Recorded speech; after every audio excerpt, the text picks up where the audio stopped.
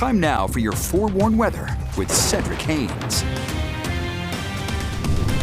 All right, of course, we made the spring forward jump as we jumped those clocks ahead 1 hour. So what does that mean? Well, here are the results here for you. As we go throughout the next couple of days here, you're going to notice those later sunsets. That's the good news out there across the area. Sunrise will be later as well, so sun not really coming up until about after 7:30 in the morning today.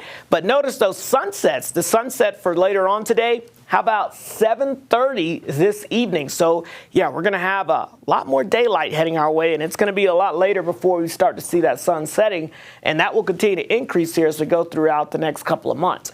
All right, look at these temperatures out there. It is a cool start, but it's not a frigid start out there by any means. We're down to 26 in Logan, but 36 in Salt Lake City. How about 41 degrees currently in Ogden? It is 22 degrees in Heber, but 38 in Provo, 25 in Milford, 29 in Emory.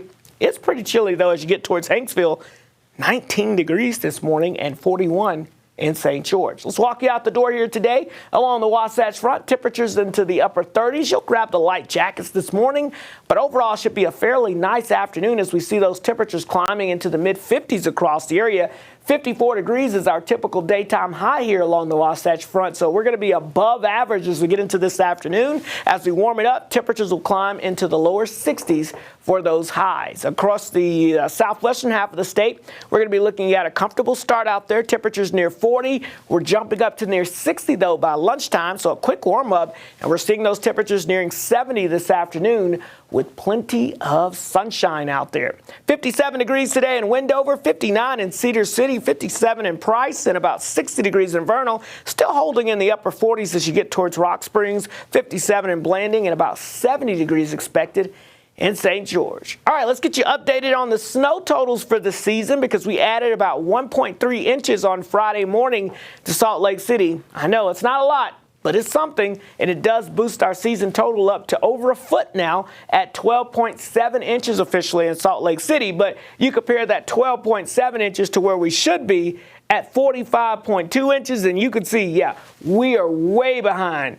Will we ever catch up? That's going to be tough to do probably, but not saying we're not going to add on to any of these totals because we are by the end of this week. Last year at this time, we had almost 30 inches of snow out there. So definitely has been kind of a snow drought, but high pressure keeping that big ridge in place here for us over the next couple of days, so don't expect any snow in the near term. In fact, warm temperatures and lots of sunshine. This little guy will try to sneak underneath the high pressure as we go into the next 24 to 36 hours, but it's not going to do much besides bring a few clouds to southwestern portions of the state. Now, as we look out towards the Gulf of Alaska, you can see there's another system, and notice, yes, it's tapping into that atmospheric river, so it has a lot of moisture with it, and when you see these spotty clouds that are showing up behind it, that's a sign of there's some cold air aloft that's going to be moving in as well. So how does that play out for us? So as we look at your upper level futurecast, mild and dry conditions with high pressure in place here for us the next few days. But here we go Tuesday. That first little weak low pressure tries to cut underneath. Could give a couple of showers to northern Arizona, maybe southern Utah, but I don't expect much out of that.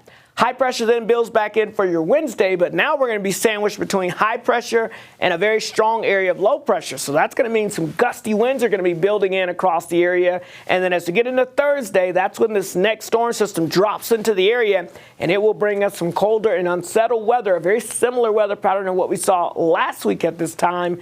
And this system could actually be a pretty strong system by the time it starts to move to our east.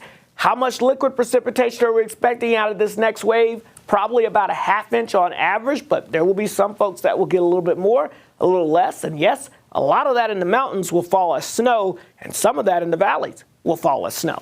So St. George, highs near 70, 69 on your Tuesday, isolated showers Wednesday, rain likely though Thursday, but looks like we dried out for the weekend across southern Utah. The Wasatch Front, low 60s to low to mid 60s for your Tuesday, a beautiful day. Clouds increase on Wednesday, then we're tracking rain to snow Thursday into Thursday night, and then maybe another snow chance on Saturday. And if that wasn't enough, how about another chance late Sunday into Monday?